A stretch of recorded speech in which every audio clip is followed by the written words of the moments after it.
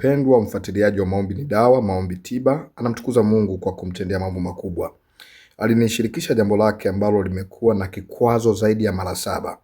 Ukifuatilia ujumbe wake, anasema kwamba alikuwa anafanya kazi mahali fulani ya unesi, lakini alikuwa hana leseni na ikambidi asimamishwe kazini ili aweze kupata leseni.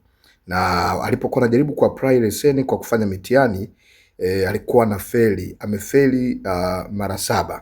Kwa hiyo akanishirikisha ya kwamba amefeli mara 7 bila mafanikio. Nikafanya tu huu mtihani, nikaona tu ndoto ya shule na feli, sijafanikiwa. Anasema kwamba huwa akiota ndoto ya shule huwa afanikiwi kwenye huo mtihani. Kwa akanishirikisha kwamba anahitaji maombi niweze kumuombea, na nikapata nafasi ya kumuombea ili Mungu aweze kumsaidia aweze kufaulu mtihani. Na leo amenipa ushuhuda, na ushuhuda huu namtukuza Mungu kwa ajili yake. Nasema shalom mtumishi wa Mungu.